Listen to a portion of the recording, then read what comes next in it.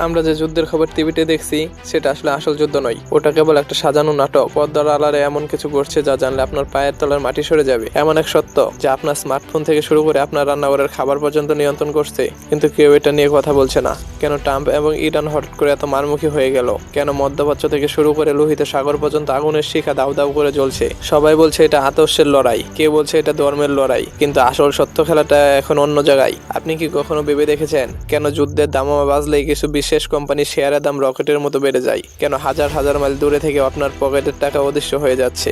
আপনি কি মনে করেন একটি বোতাম টিপলেই বিশ্বযুদ্ধ শুরু হয়ে যায়? যুদ্ধ শুরু হয় অনেক আগে থেকে, আপনার ড্রয়িং রুমে, আপনার চিন্তায় এবং আপনার অজান্তেই। 2026 সালের এই মার্চ মাসে যখন ডোনাল্ড ট্রাম্প এবং খামেনি একে অপরের দিকে আঙুল তুলছেন, তখন খবরের কাগজ আপনাকে দেখাচ্ছে এক স্নেপ আইসবার্গের ডগা মাত্র, কিন্তু সাগরের নিচে কি লুকিয়ে আছে এমন এক তথ্য যা বিশ্বের বড় বড় সংবাদ সংস্থাগুলো চেপে গেছে। আজ আমরা উন্মোচন করব সেই সত্য, যা শুনলে আপনার মনে হবে পৃথিবীটা আসলে একটা বিশাল দাবার বোর্ড, যেখানে আপনি এবং আমি কেবল ওই তুচ্ছ গুটি। সবাই বলছে এটি পরমাণু বোমার লড়াই, কেউ বলছে এটি গণতন্ত্র, কেউ বলছে স্বৈরাচারের সংঘাত। ট্রাম্প বলছেন তিনি আমেরিকাকে নিরাপদ করছেন, আর খামেনি বলছেন তিনি প্রতিরোধের দুর্গ করছেন, কিন্তু আসল খেলাটা অন্য জায়গায়।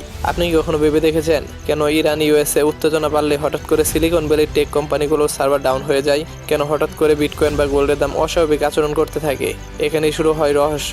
এই যুদ্ধ কি কেবল মাটির সীমানা নিয়ে, নাকি এমন কিছুর জন্য যা আমরা চোখেই দেখি না? ইরান কেবল তেলের খনি নয়, এটি মধ্যপ্রাচ্যের এমন একটি গেটওয়ে যা রাশিয়ার সাইবার নেটওয়ার্ক, চীনের ডিজিটাল সিল্ক রুটকে যুক্ত করেছে। ট্রাম্পের ফিরে আসা এবং ইরানের উপর এই প্রচন্ড চাপ, এটি কেবল রাজনৈতিক নয়, এটি একটি টেকনোলজিক্যাল ব্লকেড। যদি ইরানকে পঙ্গু করে দেওয়া যায়, তবে রাশিয়ার এনার্জি সাপ্লাই এবং চীনের ডিজিটাল সাম্রাজ্য বড় ধাক্কা খাবে। কিন্তু মানুষ ভাবছে লড়াইটা কেবল ধর্ম বা আদর্শের, যা আপনি ভাবছেন সেটা পুরো সত্য না।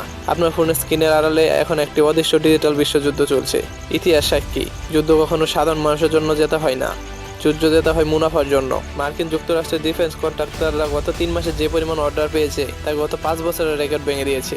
অন্যদিকে ইরানের উপর নিষেধাজ্ঞার ফলে তেলের দাম বাড়ায় কারা লাভবান হচ্ছে জানেন?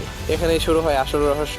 খামেনি এবং ট্রাম্পের এই উত্তপ্ত বাক্য বিনিময় আসলে কার স্কিপ? তারা কি আসলে একে অপরের শত্রু, নাকি তারা দুজনে একই সিস্টেমের অংশ যা পৃথিবীকে বয়ের মধ্যে রাখতে পছন্দ করে? বয় মানে নিয়ন্ত্রণ, আর নিয়ন্ত্রণ মানে মুনাফা। যদি সত্যি একটা মিসাইল ছোড়া হয়, তবে কি কেবল তেহরান বা ওয়াশিংটনই পূর্বে?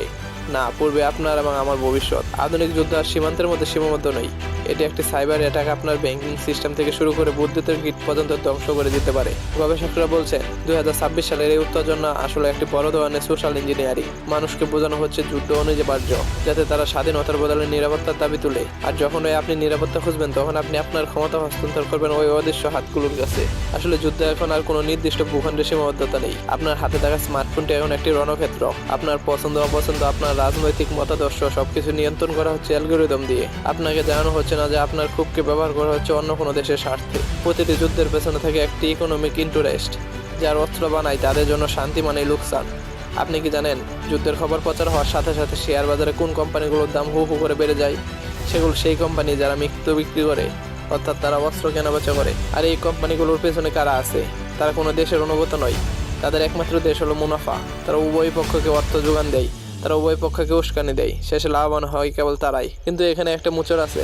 এই বিশ্বযুদ্ধের সবচেয়ে বড় অস্ত্র পারমাণবিক বোমা নয়, সেটা হলো মানুষের ধারণা।